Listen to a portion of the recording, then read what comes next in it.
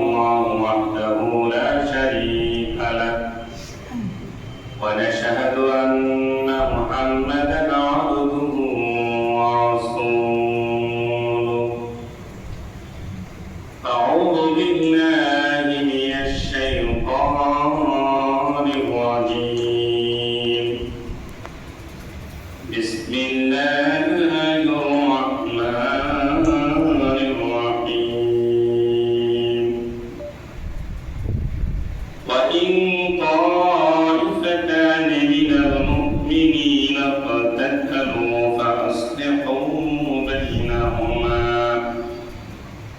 فإن بغت إحداهما على الأخرى فقاتلوا التي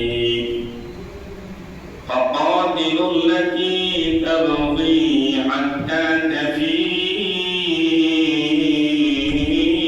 إلى أمر الله فإن فاءت فأصلحوا بينهما بالعدل وأقسطوا إن الله يحب المقسطين إنما المؤمنون إخوة فأصلحوا بين أخويكم واتقوا الله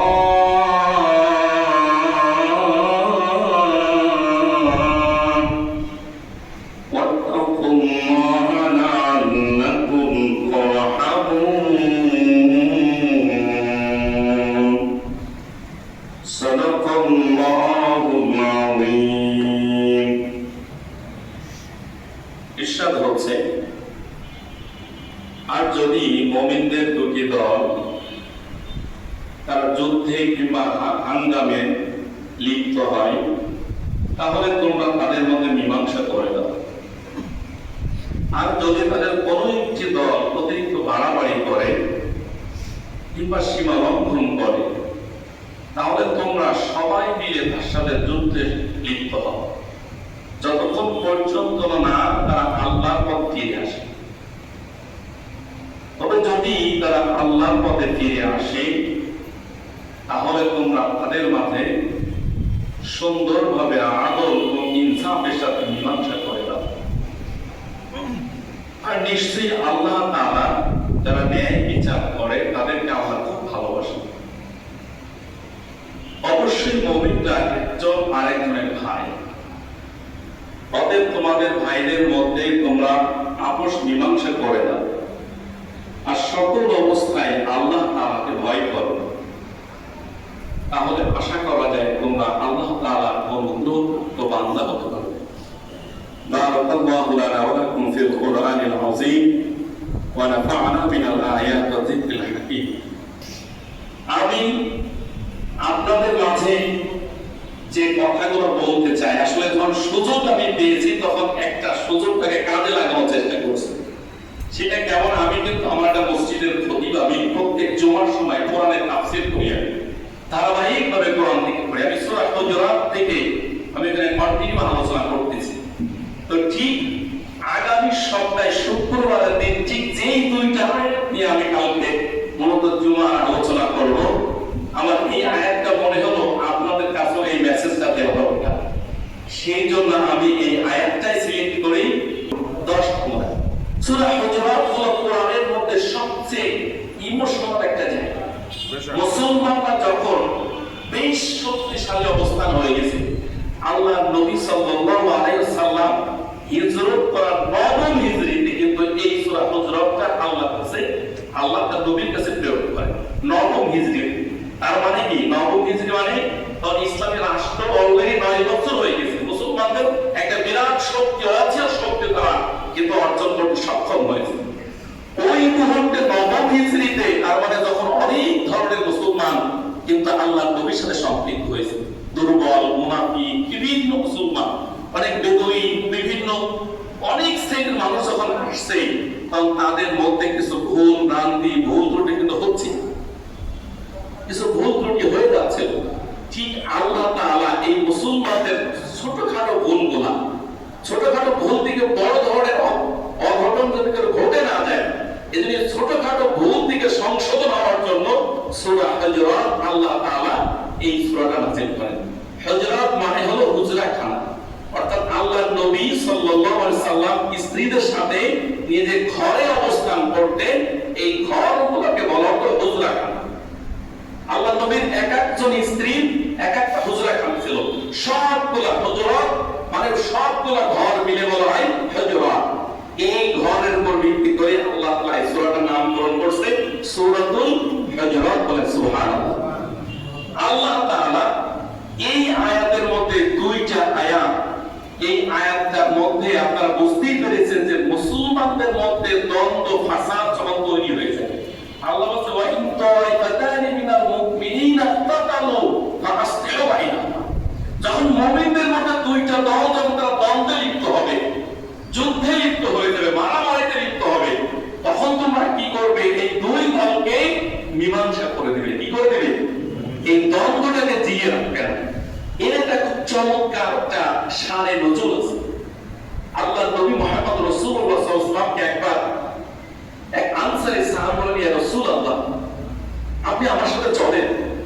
আব্দুল্লাহ ইবনে উবাই কি করে তার সাথে আপনাকে দেখা দরকার আছে।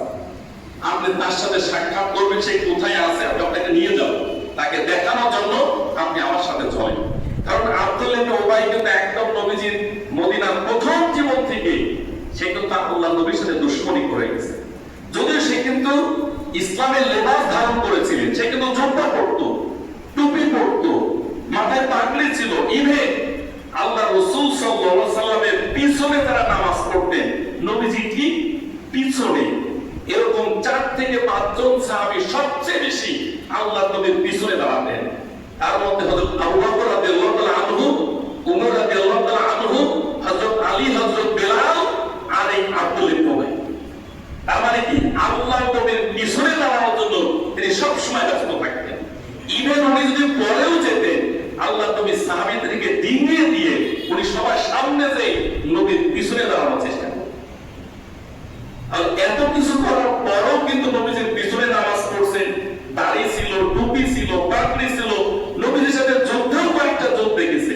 তারপরও এই লোকটার জন্য, এই ব্যক্তির জন্য আল্লাহ তাআলা কোরআনে আয়াত নাযিল করেছেন, ইন্নাল মুনাফিকিনা ফি দারকিল আসফালি মিনান নার। যে মুনাফিকরা হলো জাহান্নামের সর্বনিম্ন স্তরে তাদের জায়গা হবে। বলে নাউজুবিল্লাহ।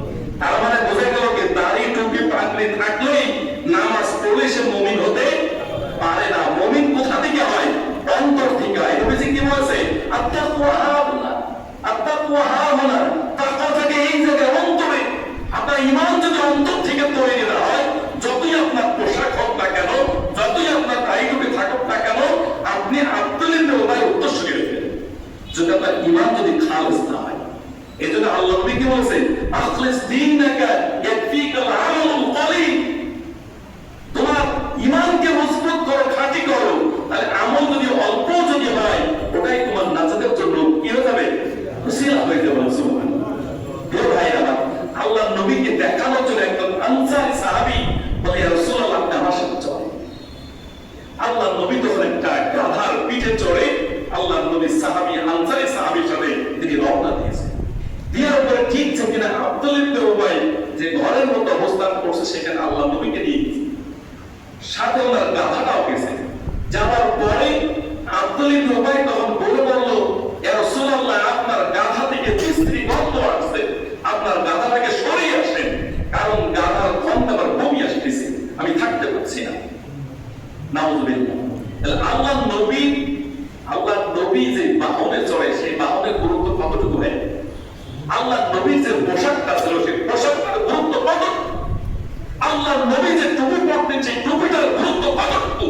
এটা একমাত্র ঈমানদার যারা, তারা এটা বুঝতে পারে এর মহত্ব, এর গুরুত্ব কতটুকু তাদের। আল্লাহ রাসূল যখন প্রসাব করে সাহাবীদের কাছে দিতে, অনেক সাহাবী সেই প্রসাবটাকে খেয়ে ফেলতেন। মনে মনে এটা পবিত্র জিনিস। এইটা যখনই বলেছে, তখন আনসারী সাহাবীর অন্তরে ঈমানের তেজ, আগুন চলে গেছে। তখন তিনি তীব্র কণ্ঠে প্রতিবাদ করে বলে যে, খোদার কসম করে বলতেছি, আব্দুল্লাহ ইবনে উবাইয়ের মুখের গন্ধ এই গাধার প্রসাবের চেয়েও নিকৃষ্ট। এই গাধার প্রসাবের যে গন্ধ, তার যত পবিত্র, তার চেয়ে নিকৃষ্ট কি আব্দুল্লাহ ইবনে উবাইয়ের মুখের গন্ধ। এই কথা বলার পরে তখন আব্দুল্লাহ ইবনে উবাইয়ের তার কিছু সাগরেদ যারা ছিল, আল্লাহর নবী আনসারী সাহাবীদের মধ্যে একটা কি হলো, দ্বন্দ্ব বিদ্বন্দ্ব শুরু হলো। সেখান থেকে হাতাহাতি এক পর্যায়ে জুতা পর্যন্ত নিক্ষেপ শুরু হয়ে যায়। এ ওরে জুতা নিক্ষেপ করে, ওরে জুতা নিক্ষেপ করে। প্রিয় ভাইরা, এখানে কিন্তু আমার মূল শিক্ষাটা বলার জন্যই কিন্তু বলা। মূলত কিন্তু এখানে আমরা চাই না যে সেখানে যুদ্ধ করে সাহাবীরা বিজয় করবে। সঙ্গে সঙ্গে আল্লাহ তাআলা কোরআনের এই আয়াতটা নাযিল করলেন। কি বললেন? ওয়া ইন তাইফাতানি মিনাল মুমিনিনা তাতালু ফাআসলিহু বাইনাহুম। প্রিয় ভাইরা, আল্লাহ তো স্পষ্ট করে বলে দিলেন, দুই দল মুমিনের মধ্যে যখন দ্বন্দ্ব ফাসাদ তৈরি হবে, তখন তোমরা সেখানে মীমাংসা করে দাও, সেই দ্বন্দ্বটাকে জিইয়ে দিও না। তাহলে বোঝা গেল কি ভাইরা, যে একজন ব্যক্তি যতক্ষণ পর্যন্ত সে ঈমানের দাবি করবে, যদিও তার অন্তরে নিফাকে ভরা, যদিও তার অন্তরের মধ্যে কুলুষতায় ভরা, কিন্তু সে ঈমানের মুসলমানের দাবি করবে, সে নামাজি হবে, নামাজ পড়বে, তার নামাজ কবুল হোক আর না হোক, তার মাথা যদি সেজদায় যদি পড়ে যায়, তার অন্তরে যাই থাকুক না কেন,